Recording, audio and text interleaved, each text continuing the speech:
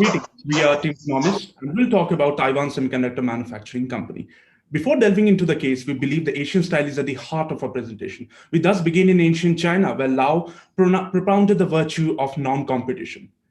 It would not be a stretch to say that the world runs on semiconductors. In an era when the most valuable companies are tech firms, semiconductors make for the perfect vantage point to study a business case. The semiconductor space has three kinds of players: players which only design chips, called fabless; players which only manufactures, known as foundry; and players which do both, known as integrated device manufacturers or IDMs. But the industry landscape did not remotely resemble the structure earlier. In the 1980s, it was dominated by giants like Intel and IBM, who both designed and manufactured the chips. This model's inflexibility was a hindrance to growth, as the firm had to do both design and manufacturing or outsource and get exploited by expensive IDMs. But how did TSMC manage to create a new marketplace?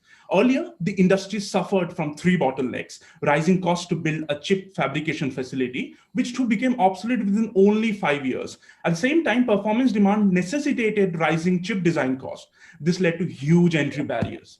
In this situation, TSMC came up with a value proposition by separating chip manufacturing from chip design. And it proclaimed, we will not compete against our own customers. TSMC sought to not only do the manufacturing and not compete with the designers. The new model was called a pure play foundry. With the Asian value of non-competition at its heart, TSMC created its own industry. As we see in the second graph, the inflection point came in 1987. TSMC enabled the rise of the fabulous semiconductor giants like NVIDIA, Qualcomm, and Broadcom. The creation led to a turning point not only for the company, but for the entire industry, bringing benefits of specialization and economies of scale. What are the main lessons we shall learn from this story? First is non-competition with customers, through which TSMC freed firms from the exploitation of IDMs. Second is the business concept reflective of Asian values called Guangji, trust and relationship with customers. Third is the lesson of continuous innovation through collaborative synergies. TSMC ranks first in market cap, second in highest annual revenue growth, sixth highest number of patents globally, and dominates the market. TSMC's business case merits attention. It is not every day one comes across an Asian company that outgrew global giants with its manufacturing capabilities. As we shall see, TSMC's model shows how to thrive in this highly cyclical semiconductor industry, how to create value over merely capturing it, how to master geopolitics influencing business. An overview of TSMC shows that it outsmarts competition by leaps and bounds, having 55% of the global revenue share, while its competitor Samsung has only 17%. It enjoys an edge over its peers because TSMC commands the highest revenue per wafer, and TSMC is poised in markets having high growth segments. Mahima will talk about the turning points. We will now be looking at some of the major turning points in the history of TSMC, right from its China expansion strategy to roping in Apple as a client. In the years 2012 to 2014, the smartphone industry underwent a huge boom. It was the first time when the demand for smartphones was outstripping the demand for personal computers, a market that was just hitting its stagnation point. With every disruption comes an opportunity. To meet the challenge of higher demand for chips stemming from the smartphone market, TSMC responded by compressing its technology upgrade cycle, and it prematurely switched to the 16-nanometer process, which was more advanced than the 20-nanometer process it had been using previously.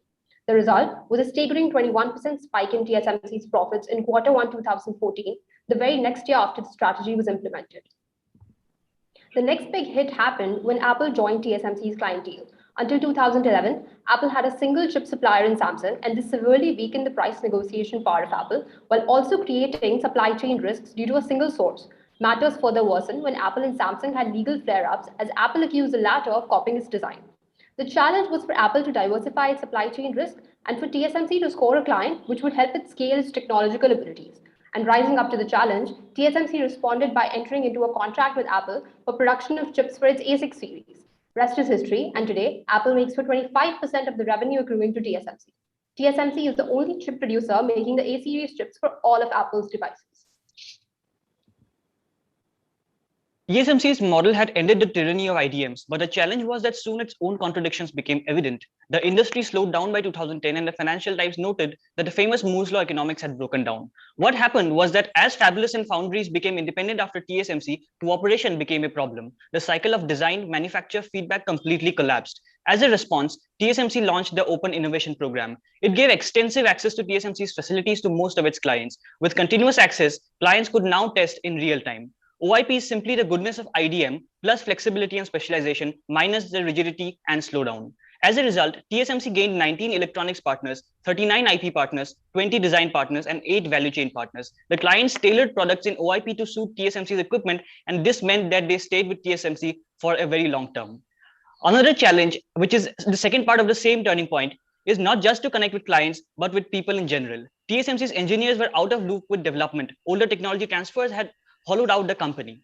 TSMC responded by the university collaboration program since 2013. It gave access to its latest technologies to top universities in Taiwan, and it was later extended to global leaders like Harvard and MIT. As a result, TSMC's public image has improved with the story of nurturing the industry's future human capital itself. It has availed the best minds to lead to 100 plus research papers and 100 plus patents. TSMC has the 6th highest number of patents per year globally. The next challenge is actually both an opportunity and a threat. The People's Republic of China entered the WTO in 1999, and competition to enter the market with UMC emerged. Contrast benefits like high growth market and lower production costs to threats like technology transfers, potential employee poaching, eroding TSMC's Taiwan focus. TSMC smartly responded with a strategy called Crown Jewel Defense. It kept its latest technology in Taiwan and opened the Shanghai and Nanjing fabs in 2017 and 2007. The result is exceedingly positive. The Nanjing fab is the largest fab of any company in the mainland. The mainland fabs are at least 2 generations behind Taiwan fabs, and the One China policy has allowed TSMC to own 100% of its mainland fabs, something not allowed to foreigners. We next come to the success factors of TSMC. Navigating these 10 turning points, TSMC has emerged as one of the most successful companies in the world. At the heart of TSMC's success lies a very direct application of Asian principles of business.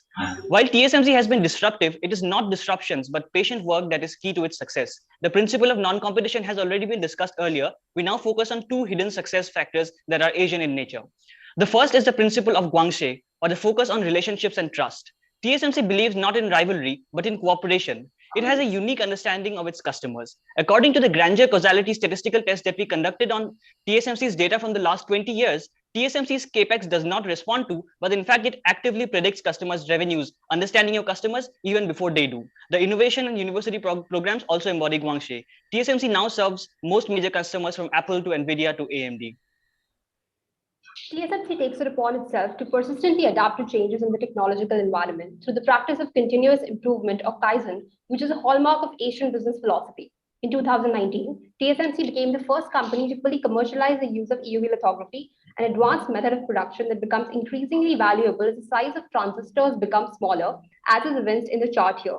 Moreover, the sheer scale of TSMC's capex is unparalleled across the chip fabrication business. TSMC sells its chips at a premium as compared to other chip fabrication companies. This is what enables it to invest those higher profit margins into better technology, which creates a positive feedback loop, resulting in more value for customers. The interesting thing to note is how TSMC creates value for both suppliers as well as customers. Due to its no competition policy, it increases buyers' willingness to pay. And owing to the cyclical nature of the industry, there is a considerably high willingness to sell among the suppliers so as to maintain a steady stream of revenues. So we can say that TSMC's business model puts it in a very virtuous business cycle. In order to have a more rigorous opinion about the company, we conducted in-depth financial analysis. In this slide, we have a look at the historical financial analysis for TSMC's key metrics. As visible from the graph, TSMC generates a fine upward trajectory in most of the key parameters like revenue, EBIT, and gross profit margins. In fact, revenues are up by almost 25% in comparison to pre-pandemic situations, the growth being mainly driven by rapid digitalization due to COVID-19. In order to take a step ahead from internal financial assessments, we also carried out competitors benchmarking, and even here TSMC finds a unique position. With its revenue growth figures as high as 20% and strong P ratio of about 27, TSMC is way ahead than its competitors like Samsung, United Microelectronics, and Texas Instrument. To actually be foolproof in our analysis, we take a step ahead from all of our friends here and actually try estimating the upcoming future growth. For the same, we carried out discounted cash flow modeling, and the conclusions from it are quite optimistic for the company. With a fine upward trajectory in its key metric like net operating profit after tax and free cash flow over the coming 5 years, we can be assured of TSMC's brighter days ahead.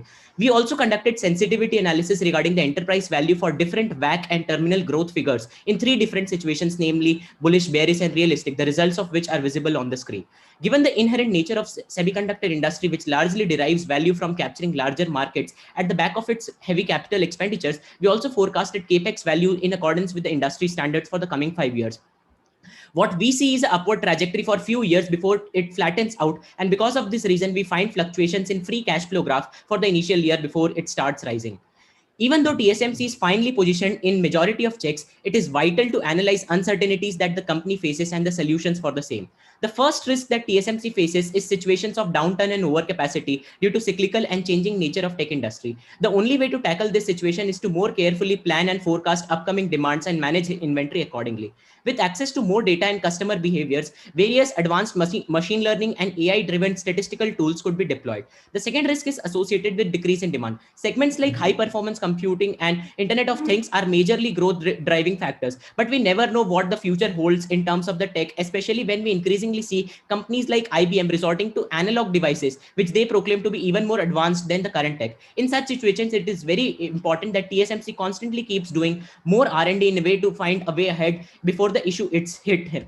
The third risk is associated with fluctuations in foreign exchange. TSMC's major sales come from US denominated dollars, whereas its expenditures are primarily in euros, New Taiwan dollar, and Japanese yen. In order to tackle this issue properly, currency hedging should be done even more efficiently and actively try to streamline the dealings.